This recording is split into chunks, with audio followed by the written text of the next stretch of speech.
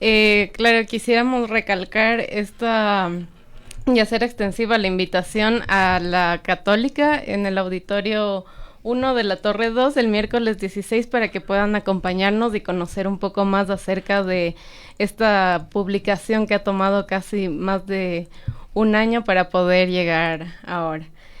Como mencionabas, sí, yo trato el tema de participación ciudadana y asociatividad, el cual, bueno, ahora me parece esencial poder hablar un poco sobre ello de cara a las elecciones y darles también un poco a conocer de qué trata la participación ciudadana, qué tipos de participación son las que tenemos una opción para nosotros poder involucrarnos en la ciudad.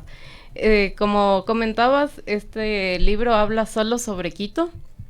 Tenemos debates planteados bastante actuales que dan cuenta de las problemáticas de la ciudad y qué es lo que podemos hacer, qué desafíos, qué alternativas y qué realidades estamos viviendo y cómo podemos nosotros involucrarnos y actuar para poder sobrellevar los problemas actuales que ahora tenemos y sobre todo también dar un panorama un poco más amplio para las autoridades que están por elegirse y también darles a conocer de qué debates está tratando ahora la ciudad para que ellos también puedan entender qué es gobernar la ciudad.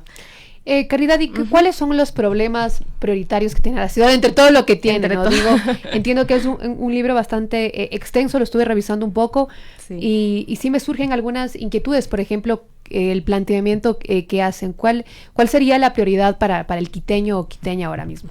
Sí, bueno, como este libro, como dices, es bastante amplio, son más o menos unas 400 páginas, tenemos 10 capítulos. Somos colegas, entre todos cada uno escrito un capítulo más o menos, y bueno, tratamos elementos para una ciudad progresista, tratamos sobre movilidad, sobre cómo repensar la vivienda en Quito, sobre usos, gestión de suelo, cambio climático, participación ciudadana, sobre estos temas actuales que muchas veces los pasamos por alto, ¿no? Que las autoridades y los formuladores de política pública no se centran en tratar, sino algo un poco más por encima. Sí. Entonces, eso.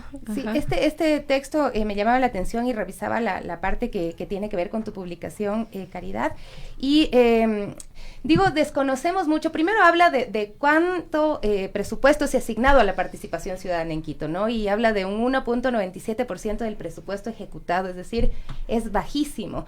Entonces, terminamos siendo los ciudadanos, los electores, solamente útiles para dar el voto y luego desaparecemos de la esfera de la decisión pública en la capital. ¿Cómo hacemos para cambiar esta realidad de cara al próximo proceso y también frente a las necesidades que tiene la capital?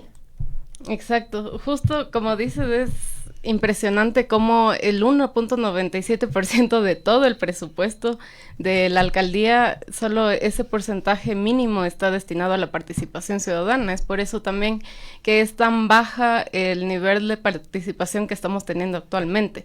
Recién Quito Cómo Vamos hizo el informe de calidad de vida, donde ellos encuestan a una gran cantidad de quiteñas y quiteños para conocer las percepciones sobre estos tipos de cómo se siente en la ciudad, pero en participación ciudadana específico muestra unas cifras alarmantes que dan cuenta de que no estamos involucrados en casi nada de la ciudad. La mayoría de las personas que ha dicho que ha participado en algún asunto social ha sido en ligas barriales y es casi de lo único que la gente participa. Igual se queja gran parte de la ciudadanía de que estas asambleas barriales son muy cerradas y de que no se tiene todo el conocimiento, o sea, que se concentra todo el conocimiento en los líderes barriales. Pero ahí hay un ingeniero que sabe de construcción y él es el que él sugiere la asamblea y él sugiere todo. Exacto. Y el resto también se vuelven nuevamente a convertir en meros espectadores. Claro, es justo eso, y por eso, no sé, cuando me invitaron al programa estaba pensando ¿por qué es tan baja esta participación? Porque no sé, o sea, al menos de mi círculo de amigos cercano, muy pocos son quienes saben cómo podemos hacer para involucrarnos más en la vida común, en el interés común, en la vida social.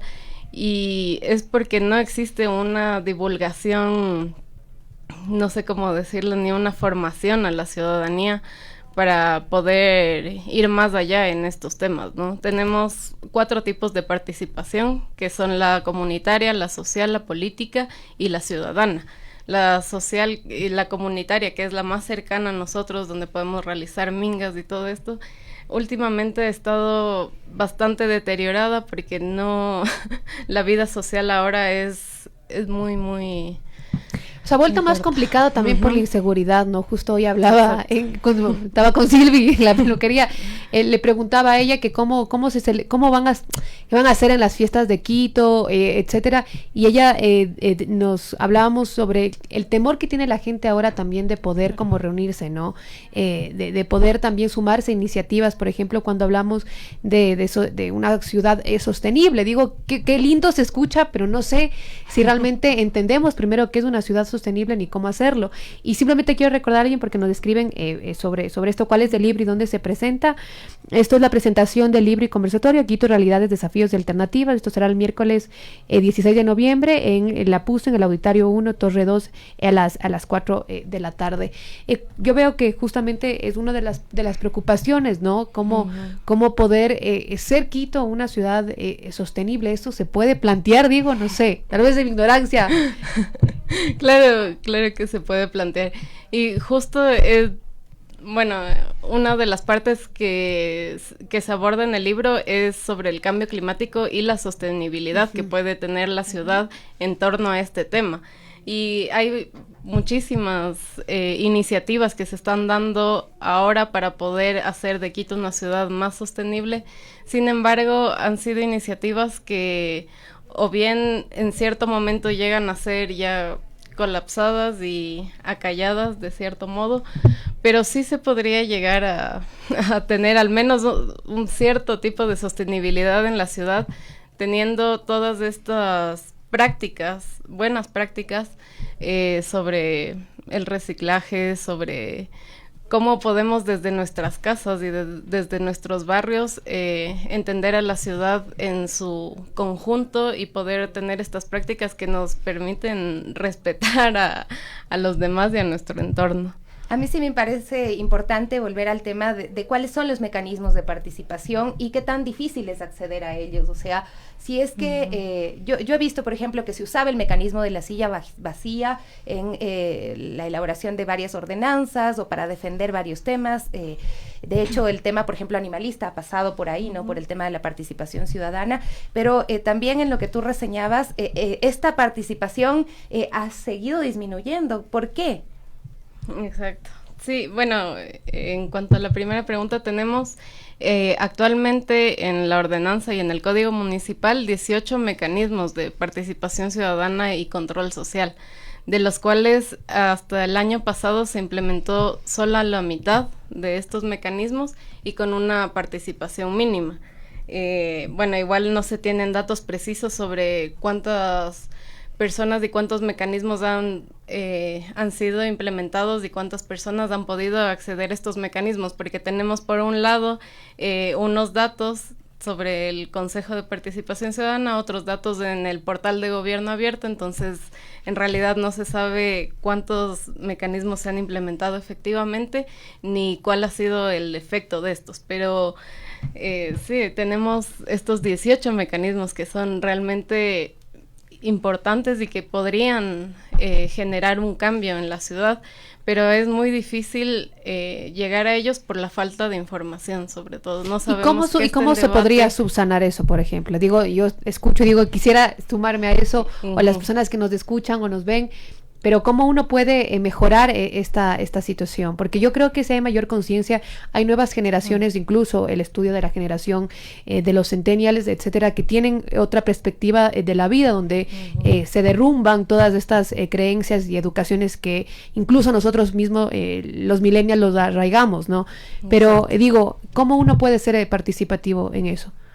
Bueno, ahora último que estamos justamente como en esta época tecnológica, el municipio sí ha abierto ciertos canales para que la gente pueda participar en cierto modo desde sus celulares. Justo igual bueno, siempre estoy como monitoreando estas páginas de gobierno abierto, por ejemplo, y justo me salió una aplicación en la que te puedes registrar y el municipio te va dando como te va lanzando como las alertas de que se está tratando esto, de que puedes participar en tal o cual cosa, pero ahí te mostraban, ¿no? Como te hacían una encuesta súper corta de cuáles son los mecanismos que conoces de participación ciudadana o control social, y había 2 respuestas. O sea, somos 3 millones de quiteños, y ¿cuántos tenemos celulares, acceso a internet? Ajá, y la participación. Claro, ajá. yo sí creo que pasa porque el tema no se promociona mucho, ¿no? Y ¿cuál sería el mecanismo más eficaz? Por ejemplo, las veedurías ciudadanas. Yo recuerdo que se han dado veedurías ciudadanas con el tema del transporte público, por ejemplo, pero ¿qué tanto funcionan? ¿Qué tanta presión ejercen en realidad? Porque al final vemos que las cosas no han cambiado y Quito a veces se siente que va por un despeñadero. Claro, sí, tenemos, bueno, varias asambleas, consultas previas, legislativas, ambientales, todos estos mecanismos de control social, como mencionabas antes, la silla vacía, las veedurías ciudadanas, que de cierto modo han incidido en la formulación de políticas públicas, pero llegan a un punto en el que ya simplemente se estanca el proceso y queda en prácticamente en nada. Ajá, como mencionabas antes, se logró con la silla vacía la primera vez que se implementó en 2016 por un representante de una organización de la sociedad civil. Se logró implementar el gobierno abierto dentro de la legislación de Quito. Se logró lanzar la ordenanza de gobierno abierto, en la que habla de datos abiertos, de cómo el gobierno realmente puede aperturarse a la ciudadanía y que nosotros podamos ser partícipes. Y bueno, se ha realizado una serie de iniciativas que van también de la mano de muchas organizaciones internacionales que han propiciado que se pueda de cierto modo abrir el gobierno, pero también llegó a un punto en el que la voluntad política te dice si puedes seguir o no puedes seguir. Claro. En la anterior administración, el portal de gobierno abierto quedó prácticamente obsoleto después de todo el esfuerzo que significó llevar a cabo ese portal, donde tienes un montón de información pública y abierta. Ahorita lograron nuevamente habilitarlo. Justo ayer ingresé al portal y me parece que está súper completo y que ha retomado los esfuerzos anteriores. Tú tienes como tu catastro en línea, puedes ver absolutamente toda la ciudad y ver cómo está dividida. Primero habría que poner en contexto que la Hábitat 3 que se desarrolló en Quito dio la pauta para muchos avances en términos de política pública y de compromisos de los estados. Fue un gran orgullo para el país poder desarrollar el tema de Hábitat 3 en Ecuador, donde se estableció el derecho a la ciudad como uno de los principios de la nueva agenda urbana, lo que hace que las políticas públicas y la cooperación internacional y los entes públicos tienen que responder a unos compromisos establecidos internacionalmente. El derecho a la ciudad ahorita está ya muy expandido a nivel global, y también, pero es una lucha que fue de los movimientos sociales. En particular ahorita hay la Plataforma Global por el Derecho a la Ciudad, con coaliciones como el HIC, y de la cual somos miembros, el Contrato Social por la Vivienda, de la cual formo parte, para impulsar este derecho, que es ir más allá del derecho a la vivienda, es ir al derecho a la ciudad, donde se conjugan todos los derechos establecidos, derechos humanos, pero también el derecho a la ciudad y al derecho en la ciudad en sí. ¿Podemos ejemplificarlo un poquito mejor, Lucía, por favor? O sea, el derecho a la ciudad es más allá, como le decía, de tener una vivienda. Implica el tema de, digamos que para empezar, la vivienda tiene como 7 atributos que ya son, de por sí ya son súper importantes y fuertes, que tienen que ver con la accesibilidad, con la asequibilidad, con la ubicación, con la seguridad jurídica, seguridad de riesgos. La palabra vivienda digna y habitable son conceptos que son bastante abarcativos, que han sido luchas históricas de los movimientos sociales y viviendistas para conseguir en el Ecuador. Pero ¿cómo se cumple esto con una tierra tan cara, por lo menos en las zonas que han tenido mayor inversión, que tienen servicios básicos? ¿Qué posibilidades hay de que se cumpla realmente este derecho a la ciudad? Bueno, y Ecuador no es el único país en donde hemos desarrollado leyes súper potentes, la ley del suelo, la Lotus, que lamentablemente salió bastante tarde después de la Constitución. La Constitución, el derecho a la ciudad en el Ecuador se estableció ya en el 2008, pero la ley de suelo recién salió en el 2016. Y felizmente hace meses, en marzo de 2022, ya tenemos una ley de vivienda bastante potente, diría yo, que implica el tema de bancos de suelos, por ejemplo. Es una ley nacional, ley orgánica.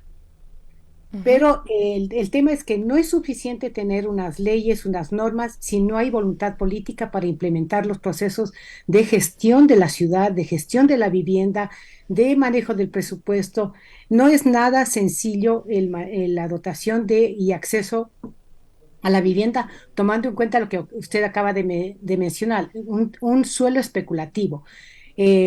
Incluso muchos proyectos sociales que se impulsaron hace una década, que digamos donde hubo un importante impulso al tema de vivienda, el presupuesto se multiplicó por 10, digamos, para el tema de vivienda. Entonces, eso hizo que, por ejemplo, muchos suelos que incluso con vivienda social en un año tenían un precio y al siguiente año costaban el doble, sin haber hecho nada. O sea, la especulación del suelo es un tema tenaz y debe haber medidas concretas de control del precio del suelo. Lucía, y cuando hablan de esta voluntad política, por ejemplo, conocemos bien la situación de diferentes inmobiliarias y de constructoras que prácticamente han cambiado también el desarrollo urbanístico que tiene Quito, por ejemplo. ¿De qué manera afecta, por ejemplo, eso a los ciudadanos? ¿De qué manera se replantean ustedes o qué proponen, por ejemplo, en el tema de la movilidad? También entiendo que hay, no soy urbanista ni conozco a profundidad, pero entiendo que debería haber también un control en la altura, etcétera, de los edificios. Y vemos que prácticamente, por ejemplo, en Quito, eso ya ha cambiado, ¿no? Sí, bueno, ustedes felizmente este miércoles hay el lanzamiento del libro, hay un artículo, digamos, uno de los ejes también es el tema del suelo, el que yo estoy tratando es el tema de vivienda, que es muy conectado al suelo, pero también hay el de movilidad, el tema de cambio climático, todos son temas que se están abordando las propuestas alternativas a las que se debe dar escucha, se deben difundir porque la ciudad necesita una acupuntura, se necesitan planes generales, pero un trabajo muy específico en territorio. Y como Caridad señalaba, el tema de participación ciudadana es muy clave. El tema del empoderamiento de la población sobre los temas que le compete, que es la ciudad, su vivienda, su barrio, el tema de manejo mismo esto de las alturas, que no sea indiscriminado, que no haya control, que se tomen decisiones al azar, en base a intereses particulares. El derecho a la ciudad es atacar esos temas de derechos particulares en pro del bien común. Ese es el derecho a la ciudad. La ciudad como un macro bien común que sea al servicio de la ciudadanía, de los ciudadanos, basados en un eje en el ciudadano como el centro de la toma de decisiones. Los derechos humanos basados en responder a las necesidades específicas de la población, como decía, un trabajo de acupuntura, porque hay que trabajar con gente, con sus necesidades, con sus potencialidades. Esta especulación del suelo deja a los ciudadanos fuera del alcance del acceso a la vivienda. La vivienda no tiene que ser considerada una mercancía, sino un bien de uso para el acceso a los ciudadanos. Habría que leer la nueva ley de vivienda y ver esta articulación necesaria que debe haber entre el gobierno central y los gobiernos locales para que sea efectiva y para que lleguen a los ciudadanos estos beneficios. Se me vienen a la cabeza, economista, muchas ideas.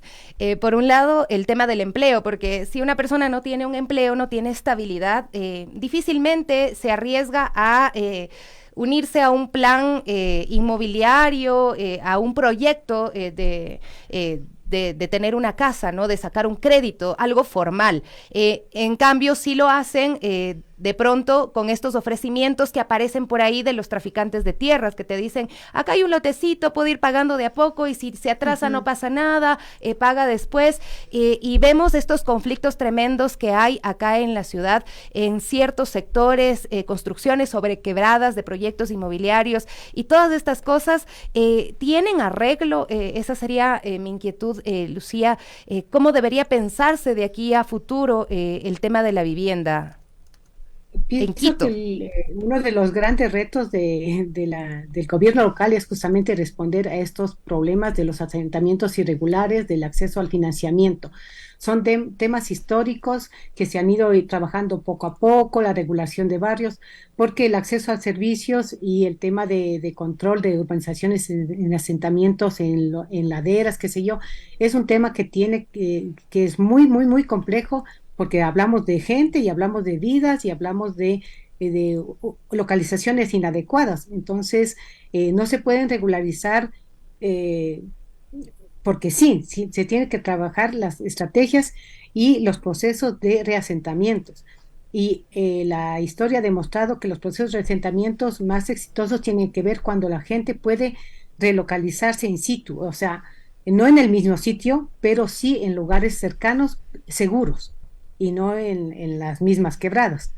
Eh, el tema de tráfico de tierra, todos estos temas están ahorita trabajados en la ley porque fue un proceso trabajado con los movimientos sociales, con cooperación, digamos, de la Plataforma Global por el Derecho a la Ciudad, Coalición Internacional del Hábitat, todos los movimientos, digamos, eh, que han trabajado por años con la gente de cómo se puede acceder tanto al financiamiento de la vivienda como el acceso al suelo, están los bancos de suelo, como la asistencia técnica, como otros actores entran en juego para la gestión de la vivienda, no solamente los inmobiliarios, también las cooperativas, también la economía popular y solidaria. Es un tema que ya está en una ley orgánica. Hay que aprovechar estas oportunidades. Está la ley, la Lotus también, con la cuestión del suelo para el control justamente de la especulación, pero ahí sí se necesita un trabajo muy, muy fuerte, presupuesto sobre todo, y una buena articulación entre gobierno nacional y gobierno local para establecer cómo se puede ordenar las ciudades para garantizar el acceso a la vivienda digna y adecuada como establece la ley, como establece los convenios internacionales, como establece la nueva agenda urbana, que garantiza el derecho a la ciudad, a la vivienda, al hábitat. Bastante profundo también y que llama al análisis, Lucía, la verdad, entiendo que también esta apuesta es para poder generar una movilidad en Quito, fortalecer también el transporte colectivo y la ampliación de todas estas herramientas que tú hablas, pero también claramente uno puede hablar o analizar, pero eventualmente, si no hay la voluntad política, pues uno puede analizar, reunirse, proponer y ojalá en este momento ya casi electoral que estamos de autoridades ya de nuestro territorio puedan tomar en cuenta esto, porque la verdad que muchas cosas mal están ocurriendo en Quito y por ejemplo que uno no pueda transportarse en una bicicleta y que eso no sea tampoco cuidado como un medio de transporte diario para las personas, la basura, el tratamiento también de muchas cosas que hacen que Quito se esté volviendo bastante caótico. Claro, Lucía, y además, como bien decía Deni, es un desarrollo completo, ¿no? Que es el tema de la movilidad, el tema de la gestión de basura, el tema del empleo. Solamente para cerrar, Lucía, porque el tiempo ya se nos ha terminado, ¿cuál es el déficit de vivienda en Quito según el análisis que usted ha realizado? A ver, hay como 87.000, digamos, de déficit cualitativo. Eso también hay que mencionar, que las políticas públicas se han centrado en atender el déficit cuantitativo, que es alrededor de 20.000. pero el mayor déficit es la calidad, o sea, hay que trabajar fuertemente. Igual es un trabajo de acupuntura, porque cada vivienda que tiene que usted hacer mejoramiento es un trabajo muy específico, entonces es mucha inversión en trabajo técnico y, digamos, no está generando una nueva vivienda, pero está mejorando las condiciones de vida. Y Claro, es eso es altísimo el importante. déficit cualitativo. El déficit cuantitativo, digamos, hablamos de 19.000 hogares que realmente la vivienda no vale para nada y eso que hay que restituir, pero cada año aumentan 12.000 nuevas familias en la ciudad. Ujú. Entonces, hay que responder a la nueva demanda de familias, a la demanda represada, atender el mejoramiento y tomando en cuenta este tema integral, o sea, hay que generar centralidades, no generar viviendas en lejanía sin ningunos, eh, digamos, beneficios adicionales como el acceso al transporte, a la educación, a la Ujú. salud en el entorno. Entonces, nuevos proyectos urbanísticos de vivienda de interés social con centralidades, con sus guarderías, con sus escuelas, sus colegios, su salud, su acceso a movilidad, a transporte, el tema de ciclovías, todo tiene que estar planificado integralmente. Hubo una nueva oportunidad que fue el plan de ordenamiento de uso y gestión del suelo que todos los municipios tienen que estar al día en estas fechas ya, y el nuevo gobierno deberá implementar de acuerdo a las normas y en congruencia, digamos, con los derechos que están garantizados constitucionalmente y en las leyes orgánicas.